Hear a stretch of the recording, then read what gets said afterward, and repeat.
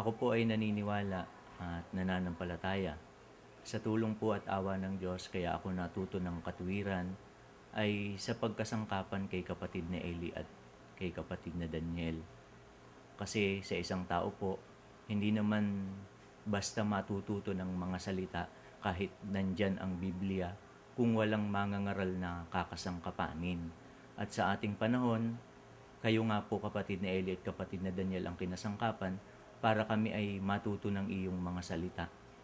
At bilang naturuan naman po ng mga katuwiran ng Diyos, ay obligasyon naman po naming ma-share sa aming mga mahal sa buhay at sa mga kapatid na ipinagkatiwala niyo po na akayin po namin.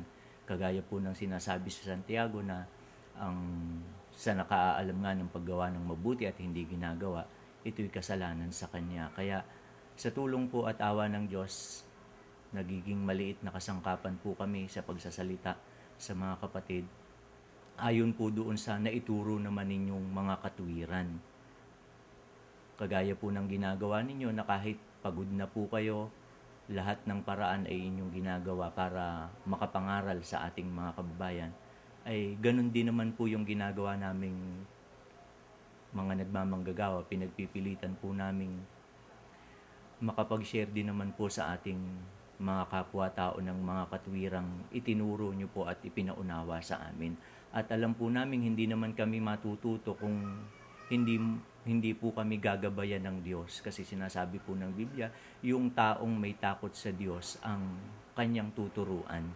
Kaya salamat po sa Diyos, isa po kami sa naturuan po ng mga salita ng Diyos sa pagtuturo nyo po kapatid na Eli at kapatid na Daniel. At bilang nagmamanggagawa ay kailangan po naming mataglay yon, mga katwirang itinuro nyo, na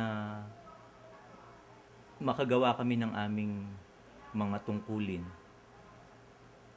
maging maliit na kasangkapan sa mga kapatid kung ano po yung pwede naming magawa. Dahil ang manggagawa ay tagapagsalita, sa lahat ng paraan ay itinuturo nyo po sa amin para kami ay matuto sa magaling na pagsasalita. Kagaya nga po ng mga tigalabas na nag-aaral silang mabuti para kumita. Sa atin naman po sa iglesia, lahat po ng paraan, meron po kayong ibinibigay sa aming tongue twister, paraan ng pagsasalita, para nga po ang isang manggagawa ay matuto ng maayos na pagsasalita. Kasi halos ang mga manggagawa naman po sa iglesia ay mga walang pinag-aralan. Kaya nakikita po namin kahit sa maliit na paraan, sa lahat ng paraan na inyong magagawa, ay ginagawa nyo po para kami ay matuto ng maayos na pagsasalita na para pagharap namin sa mga kapatid at pagharap namin sa mga kapwa-taong nakakausap namin ay hindi naman maging kahiya-hiya. Kasi ang dala-dala po namin ay yung katwiran ng Diyos, kaya dapat ay pagharap namin sa mga kapwa-tao ay maging maayos din naman po ang aming dating sa pakikipag-usap.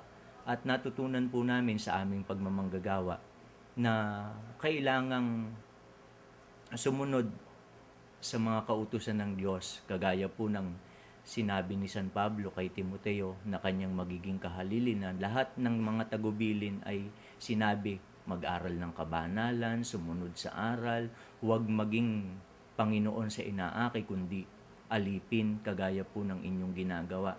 At kami naman pong mga nagmamanggagawa, pinagsisikapan din po namin sa tulong at awa ng Diyos na masunod po yung nakikita namin sa inyo, na sa lahat po ng paraan ay makatulong sa inyo kapatid na Eli at kapatid na Daniel sa pag-akay sa mga kapatid na naaanib po sa pagsasama-samang ito.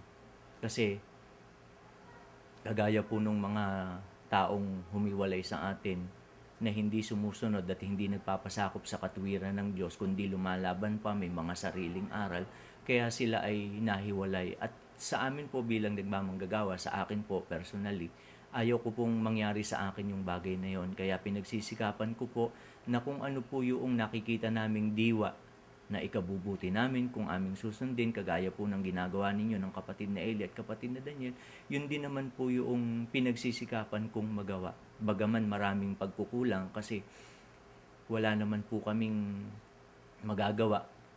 Kung kayo nga po ay may mga pagkakataon na humihingi ng tawad sa mga kapatid sa pagkukulang ninyo, bagaman kung kami po ang mag-aanalisa, wala naman po kayong pagkukulang. Lahat po, pagdating sa aral, pagdating sa material, lahat po ay ibinibigay nyo sa mga kapatid. Pag minsan nga po, sobra-sobra pa.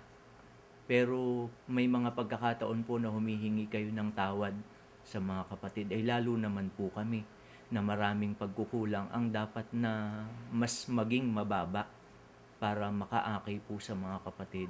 Wala na naman po kaming ibang pangarap sa buhay kundi makapagpatuloy sa paglilingkod, matulungan po kayo sa pag-akay sa mga kapatid, kung saan nyo po kami ipadala. Nakahanda naman po kami sa tulong at sa awa mo po na magpasakop sa inyo. Basta ang pakiusap lang po namin ay mapagtiisan nyo po kami sa aming maraming pagkukulang. At alam po namin na sa pagpapahayag ng mga katwiran ng Diyos, marami pong pamamaraan pagdating po sa mga aral na aming natanggap na sinasabi po ng kapatid na Daniel na para wag kaming maligaw ng mga inaakay ng ninyo sa Iglesia ng Diyos, back to basic. At yun nga po yung nakita ko sa pagbibigay nyo po ng katitikan ng mga manggagawa nung mabasa ko po ito. Yun po agad ang natatak sa isip ko na yung sinasabi ng kapatid na Daniel na back to basic.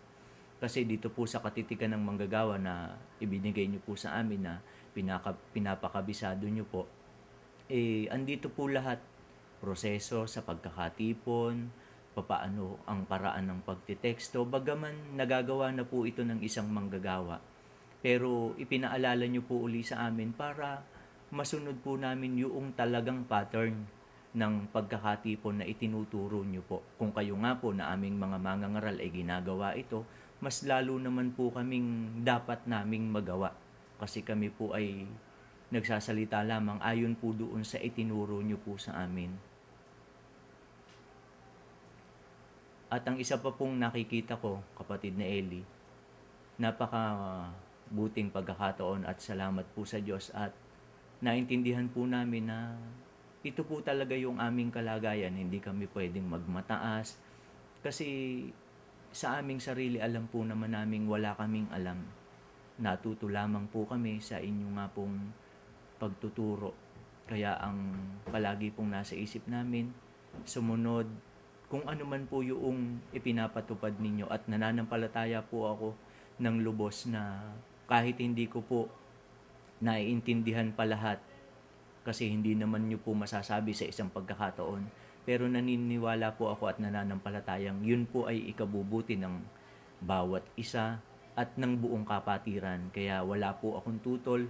Kung ano man po yung ipinapatupad ninyo, natatandaan ko po yung sinabi nyo po dati na nangangaral ako sa iglesia, lahat ng mahal ko sa buhay ay naririto. Hindi ako papayag na iligaw ko sila.